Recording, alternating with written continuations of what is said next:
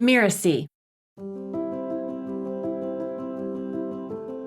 Because it's ultimately the relationships that are going to help you in so many different aspects of your business over time. And having a peer community can also provide a wealth of knowledge and resources that you may not have access to otherwise. As coaches, we know it's important to establish a community around ourselves and our businesses. But many coaches struggle to fully leverage their communities with a nagging sense that they're not fully tapping into the potential of the resources that they've created or that are around them. So why does this happen? I'm Melinda Cohen, and you're listening to Just Between Coaches. I run a business called The Coaches Console, and we're proud to have helped tens of thousands of coaches create profitable and thriving businesses.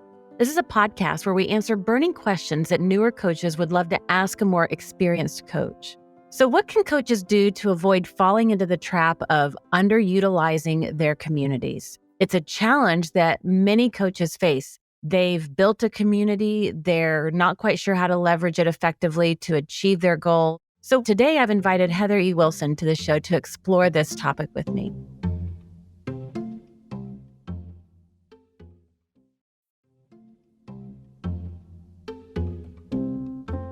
Heather is a business coach, a speaker, author, and director of education at Mirasee with 20 plus years experience in instructional design and online course innovation. She pioneered business coaching in Canada and founded the popular Confident Coach community. Welcome, Heather. Hi, Melinda. Thanks for having me. I am really excited to have you on the show and to talk about and dive into this topic. And before we do, would you just share a little bit more of your background with our listeners? So way back in the early 2000s, I had my own kind of life transformation, and I started being invited to speak. So I started out as a speaker, actually. One thing kind of led to another, and people wanted support after my talks. And I didn't even know what coaching was, to be honest. And so I Googled coaching, and it was like, wow, I'm doing that anyway. And long story short, I got some training. I was already an instructional designer by trade. The coaching came pretty natural to me, and creating programs and courses and all that great stuff. And so here we are today, very long career of being a coach in various ways, shapes, and forms. And I like to say I've pretty much seen and done it if it's been in the coaching industry in the last 20 plus years. Now, in a previous episode, I had a guest on the show that was talking about the topic of entrepreneurial loneliness and how important it is to build a community around yourself as a business owner. So I thought you and I could dive deeper into this. And as I said in the intro, many coaches build a community and then they ignore it. Yeah. I just want to clarify, because there's a lot of ways that people use communities because it can mean so many things. So there's this idea as a coach, we're building a peer community of colleagues and confidants to help us navigate through the journey of setting up, launching, running, and scaling our business, doing the work that we're here to do. And then there's also community in the sense where for many of us that have a coaching business, offer coaching packages or programs, courses, whatever it might be, we will also create a community in our business for our audience, our clients and students and customers to participate in and connect with people on their journeys. But today, the main focus is really building that peer community as a coach so that we are not alone on our journey. Because that's one of the things that I hear from so many coaches. Oh my gosh, I feel like I'm the only one experiencing this. And I've been in a mastermind now of my colleagues in confidence for 7 years. And I still have that feeling. I'm like, oh my gosh, am I the only one struggling with this? And I show up when there's 50 of us that are in that group. And I'm like, oh, everybody's struggling with this. I feel so much better about myself. The problem's not solved, but I'm like, oh, let me stop beating myself up so much. So that's what I want to really dive in today is what are the benefits of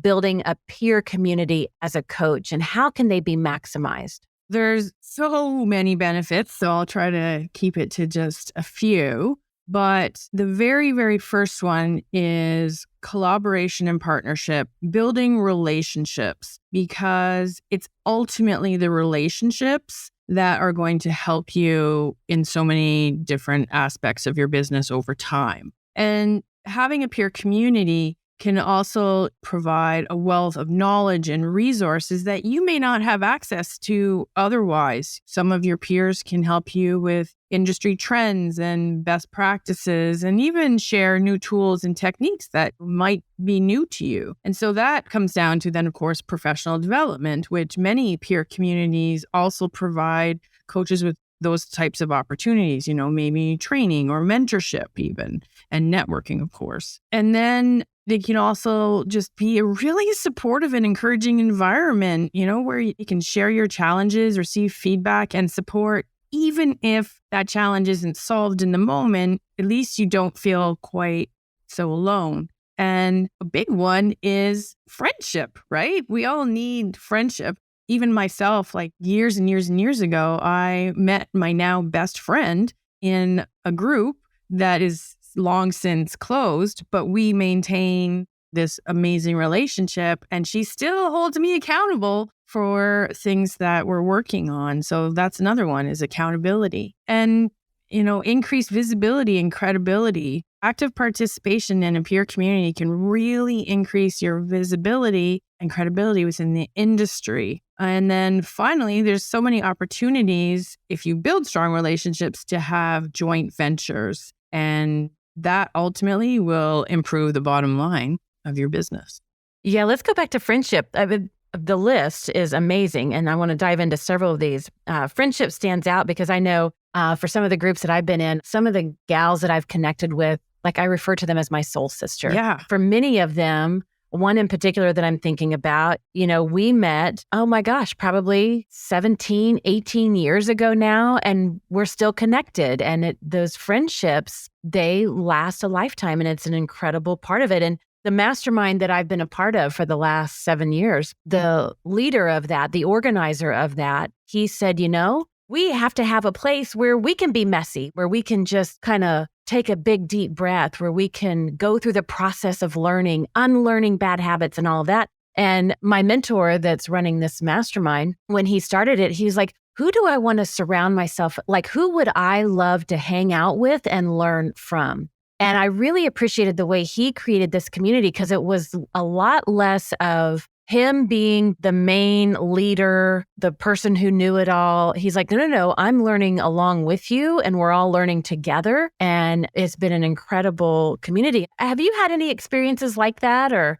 any specific communities you've been a part of? Yes, absolutely. So one community that I actually did create, it's called the Canadian Coach. We don't have it anymore, but it was a membership community that originally I created because I was looking for coaches across Canada to learn from, to hang out with, bounce ideas and challenges. In Canada, I was feeling very alone in my industry, even though I knew there was thousands and thousands of coaches across the country, and they just weren't organized in a way that I could join something, right? So I'm like, well, I'll just make it. And then they started joining. And now to this day, I have so many long-term friendships with those coaches that I know that I could reach out at any time. In fact, we do. Even though the official group is closed, we still get together and chat and hang out and help each other as much as possible. Having even just a handful of people who truly get you and understand what you are trying to accomplish, to me, is priceless. My own family still to this day has no idea what I do. Having to explain that to people who aren't in the industry over and over again is just mind frazzling. So it's really amazing and awesome to have peers that truly get you. When I think about being in that community of peers, a lot of times they're framed up as a mastermind. In this one that I've been a part of for a number of years, we meet in person 3 times a year. Otherwise, we're connected online daily. There's a couple of other groups that I've been a part of where we just come together in person once a year. But when I think about being inside of that community, I remember when I first joined, I was like, oh my gosh, I feel like a very little fish in a very big sea. And all those villains started coming up as like, well, who am I? They know so much more than me. What can I contribute? And all that crap started happening in my mind. And what I realized was your normal is somebody else's aha. Something that I found just as common sense and easy and normal that I've been doing for 10, 12, 18 years. It was the biggest light bulb moment for somebody else in that group that was a game changer in their life or business. And so I always had to remind myself, your normal is someone else's aha. And when we can do that freely with each other, that's where you get that bouncing ideas off of each other, that wealth of knowledge and resources that you were talking about, the collaborations that can happen because of that when we have the courage to show up authentically as ourselves and not let the villains get the best of us. Now, let me ask you this. As coaches and entrepreneurs, when we're building that community, that peer community that we're engaging with for our own purposes, how can coaches effectively manage and engage with their peer communities? Yeah, it does take a proactive and strategic approach. You want to establish really clear expectations and guidelines for yourself. So what are you hoping to get out of being in, let's say, a mastermind? What is it that you're looking for? Where's the gap in your own self or communities that you're looking to fill? And then be realistic about how much time you have and how much you are able to give. Maybe it is a mastermind you meet only once a year, but you have a Slack community where you can chat online. And that's totally doable for you. You know, not everyone has the time, since we're all running businesses here, to be meeting in a live call every week, let's say. So be realistic with your own expectations and how much time you have to give. And then be sure to just really participate and engage, because the worst thing you could do would be to join anything or create any kind of community and then just be a lurker. You know, we've all seen the lurkers. You will never get out what you are hoping to achieve if you don't actively engage. And so you're going to want to create a plan for yourself on what that would look like. Is it sharing news with the group once a week? Is it commenting on posts in an online group in some way, shape, or form? And then the big one is provide value. Be a giver always, right? You want to share your expertise, share resources, because that is what ultimately then is going to help you foster relationships among the members.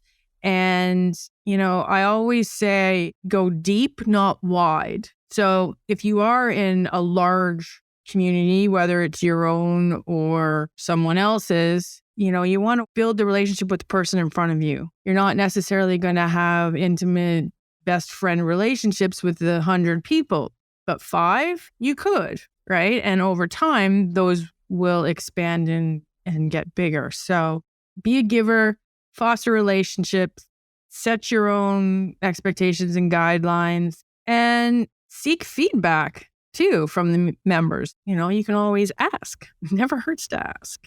Go deep, not wide. I love how you said that. And it's also what helped me to fill my practice. There's a couple things that I want to say about that, because we also have to learn how to receive. I see so many coaches give, and they just keep in that energy and they don't receive the guidance, input, wisdom, resources, help, support, whatever it is that the other members of the community are offering, because we haven't exercised that muscle. We're all so good at giving, especially as coaches, the creative, nurturing, supportive type. It's just what we do. But we also have to exercise the muscle of receiving so that we can keep that flow of energy and that relationship going. When you talked about go deep, not wide, I just want to share a tip if it's helpful for anybody. It's something that I do to help stay top of mind whenever I participate in a community. Let's say it's one of those times where we're meeting in person. You know, there's 50 of us. I can't constantly cultivate a relationship with 50 people all at the same time. But I do have those several people in the group that I really resonate with. And that might change and fluctuate. One season, it might be a certain group of people. Another, I might resonate with others. But one of the things that I do is I will really listen. I'll have a stack of Post-it notes that I take with me to the meeting, and I will listen to challenges that they share, concerns that they have, questions that they're asking about, or celebrations that they have shared. And I'll just write them down on a Post-it note, and then I bring it back to my office, and I will put those Post-it notes on the wall or somewhere near there so that I just see them. And it just makes me think of them, keep them top of mind, keep them present so that I am being conscious about that relationship, being proactive, like you said earlier. For me, I have to see it. I'm a very visual person. And so writing it on a Post-it note, having it at my desk helps me to keep fostering that relationship, practicing that giver's gain, and being open to when I'm receiving something from them. Any other tips that you have about how you have, whether it's fostering that relationship or how you participate, engage? What other tips do you do when you're in your community? I personally like to, once I've kind of established my main relationships, I then create like little pods, I guess, little accountability pods where outside of the bigger community, we might get together and work on, for example, masterminding our businesses. So that's a big one. And basically creating a knowledge sharing system. If I have a question about one topic, I know which person or pod to bring it to. If I have a question about another topic, then I have someone else to go to. So in my own business, I have my own list, and it saves a lot of time because I don't have to go digging quite as much. I can instantly know who to go to. And that's super helpful. When you get together, man, it just is like off the charts of what you can co-create together. So I always try as much as possible to co-create with my peers, and I encourage other members to co-create. Now, let's talk about what are some mistakes that coaches might make when engaging with their peer communities. How can they be avoided? Right. So the number one is lack of engagement. They just maybe show up slightly, attend the calls, but never say anything, or they're in the online community, but they never comment, they never post, they just are lurkers, right? So not actively being involved in the community is ultimately the biggest mistake, I feel. And you can avoid this by regularly contributing to discussions and sharing your resources and attending the meetings and actually speaking up, those kinds of things. The next big mistake is focusing too much on self-promotion. We've all been in groups where suddenly someone decides to spam all their offers in the feed, if it's an online group, or even at a meeting, maybe they're just promoting their own stuff in a not so giving way. So this can really turn off other members and will reduce the community's effectiveness. So to avoid this, you just focus on building the relationships and providing value and asking when you do need support. So again, it goes back to the giving and the asking. And the other big one I would say is failure to adapt. Coaches will get into a group thinking it will be exactly the same forever and ever and ever, but they never are because it's a community and communities grow and change over time. As a member, you need to be open to new ideas and the changes and growth and the trends within the community. And, it is possible that at some point that community will lose its relevance for you, but you need to be aware of that and adapt when it's a good idea. And then if it's just no longer your thing, know when it's time to leave. And so we have to be really mindful of what's driving our engagement. Is it fear-based? Is it love-based? We have to be mindful of what's driving how we engage so we don't make that mistake as well. Yeah, absolutely. I was just sitting here looking at my notes as I'm listening to you talk. As I look at the words peer community, what occurs to me is there's several different types of community. I've always really resonated with the mastermind level type of community where there's a lot of people around a common purpose, a common goal. And there's a lot of different communities. And I think there's a place for a coach when they're on their business journey to have maybe each of these. So I think about like at the organization association level, like the ICF, the International Coach Federation. It's for our entire industry. But then there's niche specific. When I think about Coaches Consult, we're a technology. And so I have a group of peers where we all have technology businesses and we are an accountability pod. So I've got that little mini community. And then I have this mastermind that I'm talking about. And, the common denominator there is we just all have online businesses, but we're in all kinds of niches. So we can draw from all the different industries that we represent. And then there's that inner circle, those sacred sisters that I have where we really connect on deep levels about so much, even beyond business. Are there any other kinds of communities that come to mind? I think it comes down to knowing what you need and want. And so you belong to as many or as few as you want. I personally feel you need at least the 3 levels, the super high level, the kind of medium where it's a bigger group, but you still have, a pod of people that support you, and then your inner circle. Everyone needs an inner circle. Now, when we look at community, one of the things that you talked about earlier as a benefit was that it can help increase credibility and visibility. Let's talk about that for a second. How can a coach peer community help establish and maintain that within their industry? Well, ultimately, if you are there as a giver and receiver and you are giving value, the other members are going to see that. And then they may want to joint venture partner with you, right? You go out there into the wider world and you're co-creating things. And so then that visibility is instantly out there. And depending on the size of the group, of course, you are now visible to these peers who are in your group because you would be sharing updates, right? You would be hopefully sharing what you were doing. And particularly when it comes to coaches, your launches, your programs, all that kind of good stuff that you're working on. And so that becomes visible versus if you were just working alone, at your computer at home in your office and posting on social media once in a while about what you were doing. It's not getting out there. You're not going to make the impact that you're hoping to make. So just being in a community alone will instantly increase your visibility because other people will have eyes on your stuff. Who knows? You could end up co-creating something really amazing together. And so the credibility, let's say for you in your mastermind, right? You're surrounding yourself with top people in the industry, right? And so by default, you get to borrow almost some of that credibility. Not that you need to, but it's just, who you surround yourself with, right? And you're seen with these people in the industry.